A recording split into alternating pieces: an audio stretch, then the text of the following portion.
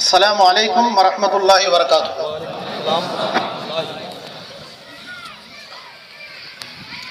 ان الحمد للہ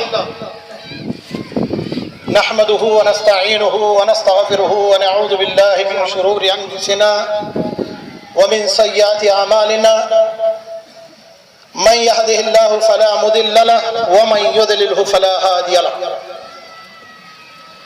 واشهد ان لا اله الا الله وحده لا شريك له، واشهد ان محمدا عبده ورسوله ارسله بالحق بشيرا ونذيرا،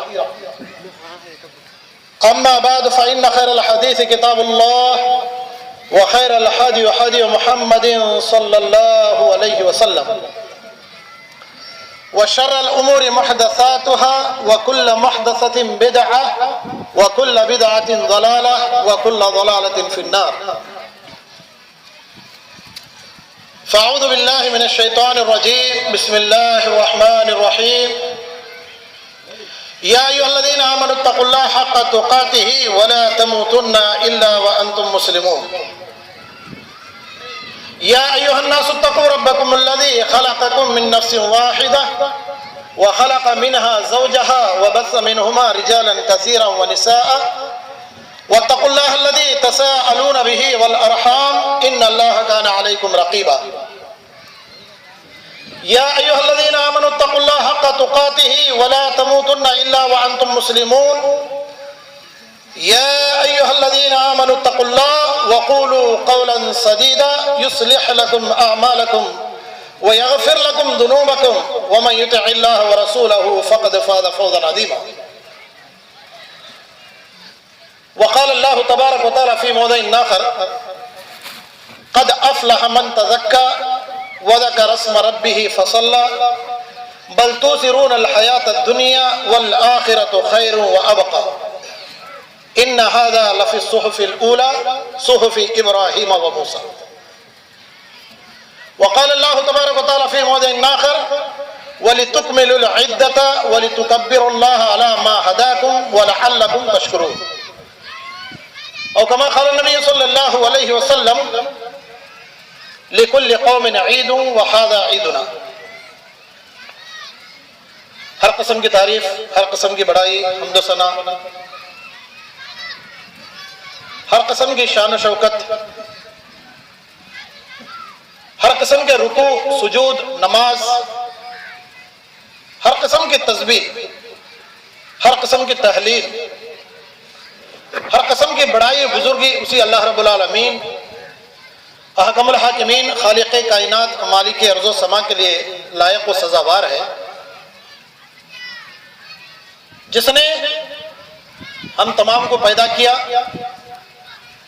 انسان بنایا، مسلمان بنایا، اور آخری نبی کی پیروی کرنے کا ہم پر حکم صادر فرمایا، اور اس کی توفیق بھی اللہ تعالی ہم کو بخشی ہے۔ اللہ کی تعریف، تمہید، بڑائی، بزرگی جتنی بھی کریں بہت ہی کم ہے۔ اللہ کی مختصر سی تعریف، تمہید، توصیف کے بعد لاکھوں کروڑوں بے شمار درود و سلام ہو تمام انبیاء اکرام پر، خصوصاً اس دنیا کے آخری نبی، آخری پیغمبر، آخری رسول، جن کا نام نامی اسم گرامی جناب محمد رسول اللہ صلی اللہ علیہ وسلم۔ برادران محترم، نوجوان ساتھیوں، دینی بھائیوں، اسلامی ماں اور بہن، جیسا کہ آج کا دن عید الفطر کا دن ہے، خوشی اور شادمانی کا دن ہے، مسرت کا دن ہے، ہر مرد، ہر بوڑھا، ہر عورت، ہر بچہ آج کے دن خوشیوں میں نظر آتا ہے، اور یہ خوشی اللہ تعالی سال میں 2 مرتبہ لاتا ہے۔ اللہ کے نبی جناب محمد رسول اللہ صلی اللہ علیہ وسلم جب مکے سے مدینہ کی طرف ہجرت کیے تو 2 دن وہاں کے لوگ خوشی منا رہے تھے، تو نبی صلی اللہ علیہ وسلم نے پوچھا کہ کس قسم کی خوشی ہے؟ تو لوگوں نے وجہ بتلا دی کہ فلاں جنگ میں جیتنے کی وجہ سے یا فلاں قسم کی خوشی ہم لوگ منا رہے ہیں. تو اللہ کے نبی جناب محمد رسول اللہ صلی اللہ علیہ وسلم نے اس وقت فرمایا اس سے بھی بہتر 2 دن ہم خوشی منانے کے لائق ہیں، وہ ہے عید الفطر اور عید الاضحیٰ. اللہ کے نبی جناب محمد رسول اللہ صلی اللہ علیہ وسلم نے فرمایا آج کا دن خوشی کا دن ہے، اور حقیقت میں خوشی اسی کی ہے جس نے رمضان کے روزے رکھے ہوں. نبی صلی اللہ علیہ وسلم نے فرمایا من صام رمضان ایمانا واحتسابا غفر له ما تقدم من ذنبه. جس نے رمضان کے روزے ایمان کے ساتھ یقین کے ساتھ رکھا اس کے سارے گناہ معاف کر دیے گئے. عید اسی کی ہے جس نے رمضان کے روزوں کے ساتھ ساتھ تراویح کی نماز کی پابندی کی ہو. اللہ کے نبی جناب محمد رسول اللہ صلی اللہ علیہ وسلم نے فرمایا من قام لیلۃ القدر من قام رمضان ایمانا واحتسابا غفر له ما تقدم من ذنبه. جس نے رمضان کے مہینے میں قیام کیا تراویح پڑھا اسی کے لیے خوشی ہے. اور آج کے دن خوشی تو اسی کو ہونا چاہیے جس نے روزوں کے ساتھ ساتھ تراویح کے ساتھ ساتھ قیام اللیل کیا ہو، تاک راتیں جاگا ہو، لیلۃ القدر کو پایا ہو. اللہ کے نبی جناب محمد رسول اللہ صلی اللہ علیہ وسلم فرماتے ہیں من قام فی لیلۃ القدر ایمانا واحتسابا غفر له ما تقدم من ذنبه. اور جس نے لیلۃ القدر کو پایا اس کے اگلے سارے گناہ معاف کر دیے جائیں. آج خوشی کس کی ہے؟ خوشی کس کے لیے ہے؟ جو لوگ رمضان کا مہینہ پانے کے بعد اپنے گناہوں کی معافی نہ کروائی ہو کیا اس کی خوشی ہے؟ اور جس نے رمضان کا مہینہ پانے کے بعد اپنے گناہوں کی معافی کروا لی ہو اس کی خوشی ہے. جس نے رمضان کے مہینے کو پایا اور اس کے بعد اپنے گناہوں کو معاف کروا لیا حقیقت میں خوشی اسی کی ہے، ورنہ اس کے علاوہ کسی دوسرے کو نہ تو حقیقی خوشی حاصل ہوگی نہ کسی کو حقیقی خوشی حاصل کرنے کا اس کو کوئی حق ہے. برادران محترم، اللہ کے نبی جناب محمد رسول اللہ صلی اللہ علیہ وسلم جب عیدگاہ کی طرف نکل جاتے تو آج ہمارے پاس ایک رواج چلا ہوا، ہم لوگ کہتے ہیں کہ مسجدوں میں عورتوں کا آنا فتنہ ہے، عیدگاہ میں عورتوں کا آنا فتنہ ہے، جبکہ وہی عورتیں بے پردہ بازاروں میں گھومتی ہیں، شادیوں میں بے پردہ نظر آتی ہیں، عرسوں میلوں میں بے پردہ چلی جاتی ہیں. نہ جانے آپ کو عورتیں بے پردہ کہاں کہاں نظر آئیں گی. اور یہاں تو عیدگاہ میں جب عورتیں نماز پڑھنے کے لیے آتی ہیں تو پردے کے ساتھ آیا کرتی ہیں. اور ہم کہتے ہیں کہ عورتوں کا عیدگاہ میں لانا، مسجدوں کے اندر لانا، ان کو مسجدوں میں نماز پڑھنے کی اجازت دینا فتنے کے باعث ہے.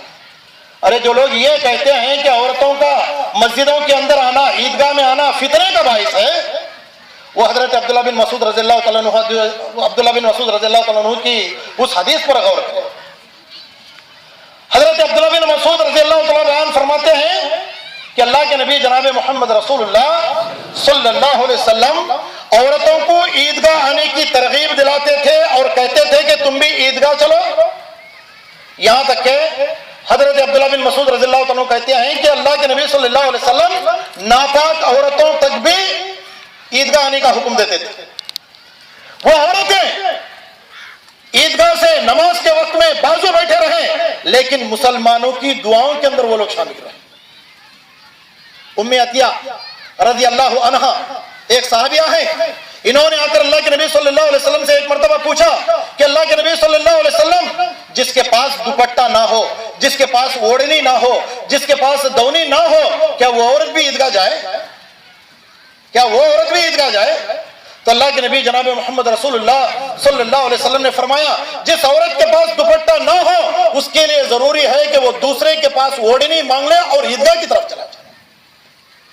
نبی صلی اللہ علیہ وسلم عورتوں کے ساتھ ساتھ بچوں کو بھی عیدگاہ لایا کرتے تھے.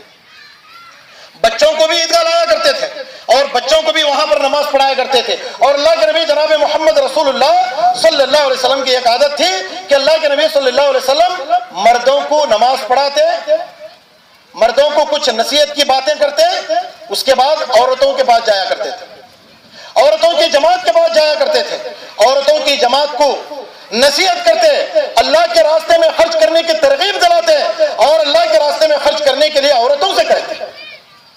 تو مطلب یہ ہوا کہ عورتوں کو عیدگاہ آنے کی ترغیب دیں, عیدگاہ لانا چاہیے اور عورتوں کو عیدگاہ میں نماز پڑھنے کی انتظام بھی کرنا چاہیے.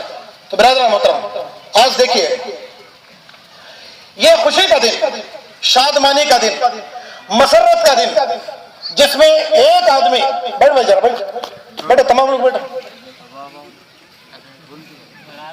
یہ خوشی کا دن, مسرت و شادمانی کا دن ہر انسان کے لیے, ہر آدمی کے لیے, جبکہ ایک رشتہ دار دوسرے سے ملاقات کرے, ایک رشتہ دار دوسرے سے ملے, ایک رشتہ دار دوسرے کی خیر و خوبی طلب کرے. اچھا یہاں دیکھیے, میں آپ کے سامنے جو بات بیان کرنے جا رہا ہوں سورہ حجرات کی آیت ہے, یا ایھا الناس انا خلقناکم من ذکر و انثی وجعلناکم شعوبا وقبائل لتعارفوا ان اکرمکم عند اللہ اتقاکم ان اللہ علیم خبیر. رشتہ داری کا معاملہ ہمارے پاس کیسا ہے؟ رشتہ داری کا معاملہ ہمارے پاس کیا ہے؟ جب عید کا موقع آتا ہے تو رشتہ داروں سے ملنے کے بجائے رشتہ داروں سے ہم الگ ہوا کرتے ہیں, رشتہ داری ہماری کٹتی جا رہی ہے, رشتہ داریوں سے ہم الگ ہوتے جا رہے ہیں, جبکہ اللہ کے نبی جناب محمد رسول اللہ صلی اللہ علیہ وسلم نے فرمایا عید کے دن, عید کے موقع پر ہر رشتہ دار سے تم ملا کرو. لیکن ہمارا رویہ کیا بنتے جا رہا ہے؟ ہمارا رویہ کیا بنتے جا رہا ہے؟ ارے دو دوست جو بچپن میں ایک جگہ پر پیدا ہوئے تھے, ایک جگہ پر بڑے ہوئے تھے, ایک جگہ پر میاں محبت سے تھے, آج ان دوستوں کی حالت دیکھیے, ایک دوست دوسرے دوست کا چہرہ دیکھنا پسند نہیں کرتا, ایک دوست دوسرے دوست کا چہرہ دیکھنا پسند نہیں کرتا. آج کل ماحول دیکھیے, بیٹا باپ سے بچھڑا ہوا, چاہے عید کا موقع ہو, عید کا موقع نہ ہو, بیٹی ماں سے بچھڑی ہوئی ہے, ایک بھائی دوسرے بھائی سے بچھڑا ہوا ہے, ایک دوست دوسرے دوست سے بچھڑا ہوا ہے. کیسا بچھڑا ہوا؟ ہم آپس میں ایک دوسرے سے جو بچھڑے ہوئے ہیں, کیسے بچھڑے ہوئے ہیں؟ ایک دن, دو دن, تین دن, مہینہ, سالوں کی دشمنی ہماری نہیں ہوتی, سالوں کی دشمنی ہماری نہیں ہوتی, بلکہ ہماری عمر اسی کے اندر چلی جاتی ہے. ایک چھوٹا بچہ اپنے رشتہ دار سے یا اپنے دوسرے بھائیوں سے اس وجہ سے بات نہیں کرتا, وہ کہتا ہے کہ میرا باپ فلاں سے بات نہیں کرتا تھا, اس وجہ سے میں بھی اس سے بات نہیں کر رہا. تاریخ عرب میں یوم بغاث ایک دن ہے. اوس اور خزرج دو خاندان تھے, دو قبیلے تھے. اوس اور خزرج میں لڑائی ہوئی, جنگ ہوئی, دونوں کے درمیان دشمنی ہوئی. کتنے دن؟ سال نہیں, 2 سال نہیں, 3 سال نہیں, چند مہینے نہیں, بلکہ 120 سال تک برابر طریقے سے لڑائی ہوتی رہی. کتنے دن؟ 120 سال. ہے کوئی آج ویسا لڑنے والا؟ ہے کوئی آج ویسی دشمنی لینے والا؟ ہے کوئی آج ویسی دشمنی پکڑنے والا کہ اوس اور خزرج میں 120 سال تک برابر طریقے سے لڑائی ہوتی رہی؟ لیکن بعد میں کیا ہوا معلوم؟ اسلام آیا, اسلام کی تعلیمات آئی, اللہ کے نبی جناب محمد رسول اللہ صلی اللہ علیہ وسلم آئے, لوگوں کو صلح صفائی کروائے. ارے 120 سال کے دشمنی جیسا ہی اسلام آ گیا فوراً بھائی بھائی بن گئے. آج ہم اس سے بھی زیادہ خطرناک ہیں, آج ہم اس سے بھی زیادہ خطرناک ہیں. باپ داداؤں کی دشمنی آج کیا ہے, ہم لوگ پکڑے ہوئے ہیں. میں اس وجہ سے فلاں آدمی سے بات نہیں کرتا کہ میرا باپ اس کا دشمن تھا, میرا دادا اس کا دشمن تھا, میرا نانا اس کا دشمن تھا. اس وجہ سے ہم لوگ بچھڑے ہوئے ہیں. کہیں آپ اوس اور خزرج کے خاندان کے تو نہیں ہیں کہ اوس اور خزرج کے خاندان میں سے لوگوں کو بچا کر اللہ تعالیٰ اس گاؤں کے اندر ڈال دیا؟ ارے ہم مسلمان ہیں، آپس میں ایک دوسرے کے بھائی بھائی ہیں، کیوں نہ ہم نہ ملیں؟ کیوں نہ ہماری دشمنی ختم نہ ہو جائے؟ رشتہ داری کو کاٹنا یہ اتنا بڑا جرم ہے، اتنا بڑا جرم ہے۔ آج رشتہ داریاں انتشار میں بدلتی جا رہی ہیں، انتشار میں بدلتی جا رہی ہیں۔ جو شخص، یاد رکھیے، جو شخص دنیا کے اندر دو چیزیں حاصل کرنا چاہتا ہے، جو شخص دنیا کے اندر دو چیزیں حاصل کرنا چاہتا ہے، ایک ہے روزی میں کشادگی۔ آج دنیا کے اندر کون ایسا انسان نہیں ہے جو اپنی روزی کے اندر کشادگی نہ چاہے؟ اور دوسری ہے عمر میں بڑھوتری۔ اچھا، ایک انسان روزی میں بھی کشادگی چاہتا ہے، عمر میں بھی بڑھوتری چاہتا ہے، تو وہ آدمی کیا کرے؟ اللہ کے نبی جناب محمد رسول اللہ صلی اللہ علیہ وسلم فرماتے ہیں، جو آدمی عمر میں بڑھوتری چاہتا ہے، روزی میں کشادگی چاہتا ہے، وہ رشتہ داری کو ملائے، رشتہ نہ توڑے، رشتہ نہ توڑے، رشتہ داری کو ملائے، رشتہ داری کو نہ کاٹے، دنیاوی لحاظ سے اور دینی لحاظ سے۔ رشتہ داری کی دو اہمیت ہوا کرتی ہے، رشتہ داری کی دو اہمیت ہوا کرتی ہے۔ پہلی چیز نسبی رشتہ، دوسرا ہے سسرالی رشتہ۔ نسبی رشتہ ددیال ہے، ننیال ہے، باپ دادا دادی کا خاندان ہے، اور دوسرا ہے نانا نانی کا خاندان۔ اور دوسرے نمبر پر سسرالی رشتہ، کوئی آدمی سسرال کو اتنا ترجیح نہ دے کہ ماں باپ ناراض ہو جائے، اور کوئی آدمی ماں باپ کو اتنا ترجیح نہ دے کہ تمہاری بیوی ناراض ہو جائے۔ بیوی کو جو مقام، سسرال کو جو مقام دینا ہے وہ برابر طریقے سے ان کا مقام، ان کی حیثیت ملنی چاہیے، ماں باپ کا جو مقام ملنا چاہیے برابر طریقے سے ملنا چاہیے۔ آج جتنے بھی لوگ اس عید کے میدان میں جمع ہوئے ہیں، یاد رکھو، اگر کسی نے اپنے باپ سے بچھڑا ہے، اپنے رشتہ داروں سے بچھڑا ہے، اپنے خاندان والوں سے بچھڑا ہے، یاد رکھو اللہ کے نبی جناب محمد رسول اللہ صلی اللہ علیہ وسلم کہتے ہیں کہ اس کی عید نہیں ہوگی اور عید کی صحیح قسم کی خوشی اس کو حاصل نہیں ہوگی۔ کیوں نہ ہم رشتہ داروں سے مل لیں، کیوں نہ ہم بھائی بھائی مل لیں، کیوں نہ ہم آپس میں ایک دوسرے رشتہ دار مل لیں۔ رشتہ داری کی کیا اہمیت ہوا کرتی ہے؟ رشتہ جہاں پر کٹ جاتا ہے اور رشتہ جہاں پر ٹوٹ جاتا ہے، کتنی انسان کو بھیانک تکلیف ہو جاتی ہے۔ پہلے ہم لوگ، ہمارے گاؤں کے لوگ بہت اچھے تھے، ہاں الحمدللہ اب بھی بہت اچھے ہیں، لیکن اس کے باوجود بھی آج کل دیکھنے میں آ رہا ہے دونوں جانب سے کیا ہے، جس گھر میں بھی دیکھیے، جس خاندان میں دیکھیے، جس قبیلے میں دیکھیے، ایک چیز آپ بہت زیادہ پائیں گے، ایک چیز آپ بہت زیادہ پائی جا رہی ہے، وہ کیا ہے؟ طلاق، طلاق کا معاملہ۔ ابغض الحلال عند اللہ الطلاق، اللہ کے نزدیک سب سے غصے والی چیز اگر کوئی حلال چیز ہے تو وہ طلاق ہے۔ جس گھر میں بھی دیکھیے، اگر تھوڑا آپ رشتہ توڑنے کے لیے بیٹھ جائیں تو طلاق ہو جائے، طلاق ہو جائے۔ طلاق سے انسان کو کتنی بڑی تکلیف ہوتی ہے۔ ایک مرتبہ حضرت عائشہ صدیقہ رضی اللہ تعالیٰ عنہا اللہ کے نبی جناب محمد رسول اللہ صلی اللہ علیہ وسلم سے پوچھتے ہیں کہ اللہ کے نبی صلی اللہ علیہ وسلم، آپ لوگوں کا بوجھ اٹھاتے ہیں، لوگوں کو ساتھ دیتے ہیں، لوگوں کی مدد کرتے ہیں، لوگوں کو اچھی اچھی باتیں بتلاتے ہیں، اے اللہ کے نبی صلی اللہ علیہ وسلم، اتنی ساری باتیں بتانے کے باوجود، اتنا اچھا کام کرنے کے باوجود آپ کو لوگوں نے طائف میں اتنا مارا، اتنا مارا، اتنا مارا کہ سر سے خون بہنے لگا، پورا جسم لہو لہان ہونے لگا، پورے جسم سے لہو بہ کر جوتوں کے اندر کیا ہے؟ خون جم گیا، جس سے آپ وضو کے لیے جوتے نکالنا مشکل ہو گئے تھے۔ اللہ کے نبی جناب محمد رسول اللہ صلی اللہ علیہ وسلم، کیا آپ کی زندگی میں طائف کے میدان سے زیادہ تکلیف آپ کو کبھی ہوئی تھی؟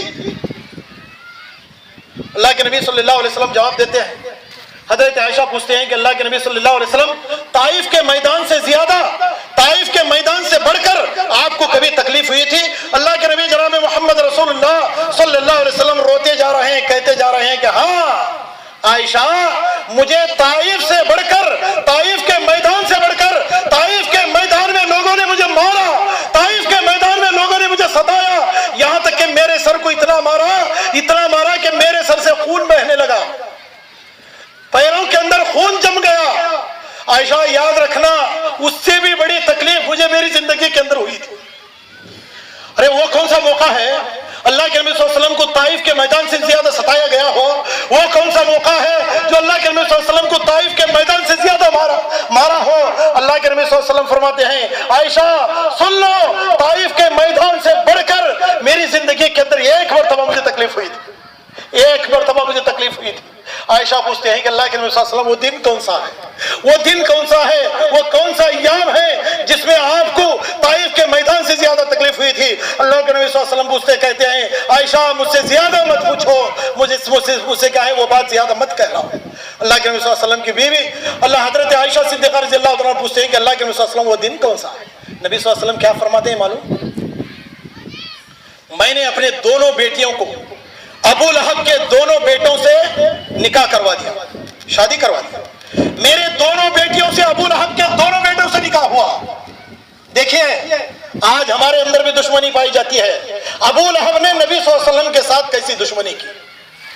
اللہ کے نبی صلی اللہ علیہ وسلم اور ابو لہب دونوں کے درمیان دین کے تعلق سے دشمنی ہوئی. دینی دشمنی، کوئی دنیاوی دشمنی نہیں تھی، دین کے تعلق سے دشمنی ہوئی.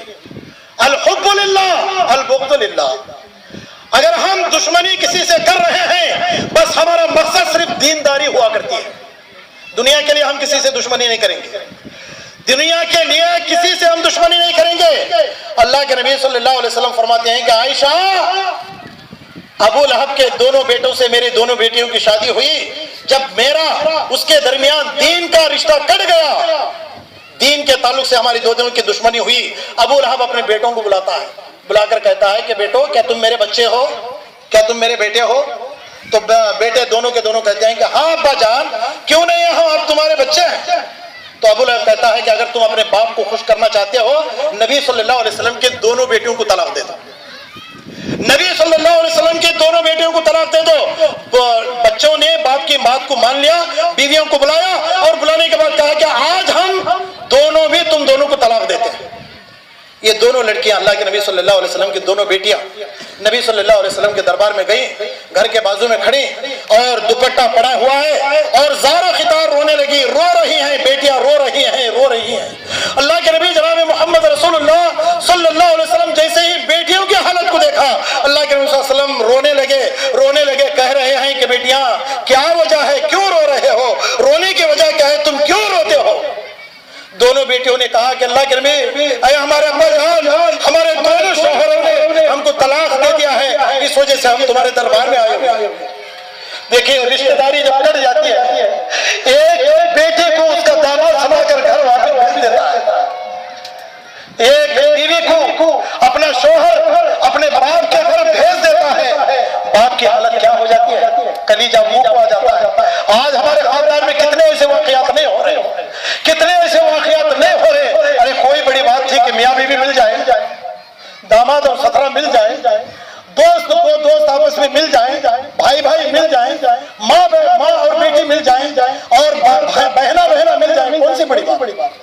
ہم اوس اور حضرت کے خاندان کے ٹپکے ہوئے تو نہیں ہیں کہ ہمارے درمیان 120 سال کی جنگ لڑی جائے، 120 سال کی دشمنی پڑی جائے. اللہ کے نبی صلی اللہ علیہ وسلم کے سامنے دونوں بیٹیاں زار و قطار روتی ہوئی آتی ہیں. اللہ کے نبی صلی اللہ علیہ وسلم سے کہتے ہیں کہ اللہ کے نبی صلی اللہ علیہ وسلم اے ابا جان، ہمارے دونوں شوہروں نے ہم کو طلاق دیا. ایک بیٹی طلاق لے کر اپنے گھر کو جب واپس آتی ہے، ایک بیٹی جب ستائی جاتی ہے تو کتنی تکلیف انسان کو محسوس ہوتی ہے. یاد رکھیے، یاد رکھو، پلسرات کہاں پر بنی ہوئی؟ جہنم سے جنت، یعنی جنت میں جانے کا ایک ایسا راستہ ہے جو جہنم کے اوپر بنا ہے. پلسرات بال سے بھی زیادہ باریک، تلوار کی دھار سے بھی زیادہ تیز ایسا راستہ، اس کے اوپر سے ہر انسان کو گزرنا پڑتا، ہر انسان کو گزرنا پڑتا ہے. نیک ہو بد ہو کوئی بھی ہو، جب تک اس راستے سے نہ گزرے جب تک وہ جنت کے اندر نہیں جائے. جنت میں جانے کا کوئی چانس ہی نہیں. لیکن ایک بات یاد رکھیں، وہی آدمی پلسرات پر آسانی کے ساتھ جا سکتا ہے، اسی آدمی کا راستہ اللہ تعالیٰ پلسرات پر آسان کر دیتا ہے. اللہ کے نبی صلی اللہ علیہ وسلم فرماتے ہیں پلسرات کے اس طرف اور اس طرف، دونوں طرف دو چیزیں کھڑی رہتی ہیں. جب تک یہ دونوں چیزیں انسان کے پاس نہیں آئیں گی اس وقت تک کوئی آدمی جنت کا منزل طے نہیں کر سکتا، اور جہنم کے اوپر سے جو پل صراط ہے اس پر سے گزر کے جنت میں نہیں جا سکتا۔ وہ دو چیزیں کیا کھڑی رہتی ہیں؟ پل صراط کے ایک طرف امانت داری اور دوسری طرف ہے رشتہ داری۔ جب تک کوئی آدمی ان دونوں چیزوں کو نہیں نبھائے گا، ارے وہ آدمی ہرگز جنت میں نہیں جا سکتا۔ اللہ کے نبی صلی اللہ علیہ وسلم نے فرمایا وہ آدمی ہرگز جنت میں نہیں جا سکتا۔ کیا بڑی بات ہے بھائی ہمارے اندر؟ آج جس گھر میں بھی دیکھیے طلاق کا معاملہ، اور دوسرے طرف دیکھیے خلا کا معاملہ۔ اگر شوہر میاں محبت سے ہے، بیوی کہتی ہے کہ نہیں میں اسے خلا لے لوں، میں اسے خلا لے لوں گی۔ اگر عورت میاں محبت سے ہے تو شوہر کہتا ہے کہ نہیں میں اسے طلاق دے دوں۔ یہ طلاق کا معاملہ ہمارے اندر کہاں سے ہے؟ ارے ہم اچھے لوگ ہیں، اچھی فطرت کے پائے جانے والے لوگ ہیں، ہمارے اندر اللہ تعالیٰ نے خیر و خوبی رکھا ہے، بہترین چیزیں رکھا ہے، اچھی چیزیں رکھا ہے، لیکن اس کے باوجود بھی یہ تمام چیزیں ہمارے اندر کیوں؟ کب اس کو ختم کریں گے؟ کب یہ چیزیں ہمارے سے نکل جائیں گی؟ کب یہ چیزیں ہماری جماعت سے نکل جائیں گی؟ حقیقت میں کوئی آدمی عید کی خوشی اس وقت تک حاصل نہیں کر سکتا جب تک کہ عید کے دن تمام قسم کی برائیوں کو ایک طرف رکھ دے، لیکن سب سے پہلے رشتہ داری کو جوڑنے کی کوشش کرے۔ جو آدمی رشتہ داری کہتی ہے کہ لوگوں اگر کوئی مجھے کاٹ دے گا تو میں اللہ سے تمہارا تعلق ختم کر دوں، رشتہ داری کہتی ہے۔ اور جو آدمی مجھ سے جڑا رہتا ہے وہ آدمی اللہ تعالیٰ سے بھی جڑا رہتا ہے۔ برادر محترم، عید کے موقع پر یہ جو چند باتیں جو آپ کے سامنے بتلائی گئی تو بتانے کا مقصد یہی ہے، اللہ کے نبی جناب محمد رسول اللہ صلی اللہ علیہ وسلم ہر انسان کو عید کی حقیقی معنوں میں خوشی حاصل کرنے کا ہر انسان کو یہی تلقین کی ہے کہ عید اس کی ہے جس نے رمضان کا مہینہ پا کر اللہ تعالیٰ سے اپنے گناہوں کی معافی کروا لی، رمضان کے مہینہ پا کر اپنے گناہوں سے معافی کروا لی ہو اور اپنے گناہوں کی بخشش کروا لی ہو تو حقیقت میں اس آدمی کی، ورنہ ہماری عید نہیں ہو سکتی۔ لیس العید لمن لبس الجدید انما العید لمن خاف بالوعید۔ حضرت علی رضی اللہ تعالیٰ عنہ کو کسی نے دیکھا کہ عید کے دن سوکھے روٹی اور زیتون کا تیل کھا رہے ہیں، جا کر پوچھا کہ علی کیا بات ہے، کیا وجہ ہے؟ آپ تو عید ہے، بہترین قسم کی غذا کھانا چاہیے، مرغن غذائیں کھانا چاہیے، اچھے سے اچھا گھر کے اندر پکوان کرنا چاہیے، لیکن آپ یہ سوکھے روٹی کے ٹکڑے کیوں کھا رہے ہیں؟ حضرت علی رضی اللہ تعالیٰ بیان فرماتے ہیں ارے میری عید تو اس دن ہے جس دن میرے سارے کے سارے گناہ معاف۔ انسان کے گناہ جس دن معاف ہوتے ہیں اس دن کیا ہے؟ اس کی عید ہے۔ اور انسان کی حقیقی عید اسی وقت ملتی ہے جب انسان کو جنت کی بشارت ملتی ہے۔ جنت کی بشارت ہم کو کب ملتی ہے دنیا کے اندر کوئی جنت کی بشارت پانے والا؟ اگر کوئی آدمی اپنے گناہوں کو سامنے رکھ کر معافی مانگا اللہ تعالیٰ سے، اللہ سے معافی مانگا تو اس آدمی کو جنت کی بشارت ملے گی، وہ آدمی جنت کے اندر چلا جائے۔ برادران محترم، اللہ کے نبی جناب محمد رسول اللہ صلی اللہ علیہ وسلم مردوں کو اور عورتوں کو عیدگاہ میں جمع کرتے تھے، اور یہاں تک کہ اللہ کے نبی صلی اللہ علیہ وسلم بچوں کو عیدگاہ آنے کی تلقین بھی کرتے تھے، عیدگاہ آنے کا حکم دیتے تھے، اور نبی صلی اللہ علیہ وسلم بچوں کے ساتھ، عورتوں کے ساتھ، تمام مردوں کے ساتھ عید کی نماز پڑھتے اور دوسرے راستے سے چلے جاتے۔ اللہ کے نبی جناب محمد رسول اللہ صلی اللہ علیہ وسلم نے فرمایا عید کے دن رات میں اللہ تعالیٰ سارے فرشتوں میں گونج لگاتا ہے، اللہ تعالیٰ سارے فرشتوں سے کہتا ہے میرے بندوں، اے میرے فرشتوں، آج میرے بندے مجھ سے انعام حاصل کرنے کے لیے آ رہے ہیں۔ ہم عید کے میدان میں جو جمع ہوئے ہیں، رمضان میں ہم نے جو محنت کیا ہے وہ انعام لینے کے لیے آئے، انعام لینے کے لیے۔ اب انعام کس آدمی کو ملے گا؟ جس نے رمضان کے مہینے کے اندر روزے رکھا، تراویح پڑھی، شب قدر کو جاگا، اور اس کے بعد کیا شب قدر کو پایا، اس آدمی کو یہ عید کی حقیقی خوشی مل جائے گی، ورنہ کسی دوسرے انسان کو وہ چیز نہیں مل سکتی۔ برادر بتانے کا مقصد یہ ہے، یہ عید ہماری زندگی کے اندر بار بار آیا کرتی ہے، اور عادہ یعود عیدن کے معنی بار بار لوٹ کر یہ عید چلی جاتی ہے، بقرعید آتی ہے، اس کے بعد ایک پھر عید الفطر آتی ہے۔ تو عید الفطر، عید الاضحیٰ، یہ دونوں ہماری زندگی کے اہم عیدیں ہیں۔ ایسے تو ہر اور دن میں ایک عید پائی جاتی ہے جس کو عید المومنین یوم الجمعہ کہا جاتا ہے۔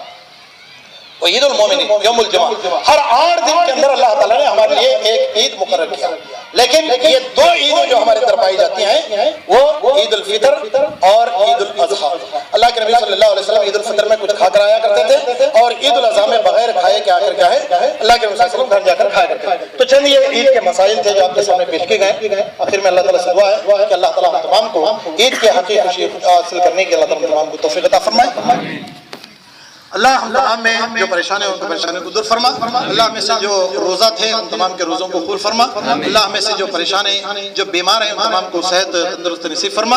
اللہ اس وقت باران رحمت کی بہت زیادہ ضرورت ہے، اللہ ہمارے لیے رحمت والی بارش نازل فرما۔ اللہم اسقِ عبادک و بہائمک وانشر رحمتک وحی بلدک المیت، اللہم اسقنا غیثا مغیثا مريا مريا نافعا غیر ضار عاجلا غیر عاجل، اللہم صیبا نافعا، اللہم صیبا نافعا، اللہم صیبا نافعا۔ اللہ جو ہم سے پہلے گزر چکے ہیں تمام کے خبروں کو نور سے بھر دے، اللہ ان کے گناہوں کو معاف فرما، اللہ ان کے خطاؤں کو درگزر فرما، اللہ ہم تمام کو اس قسم کی عید ہماری زندگی کے اندر بار بار نصیب فرما۔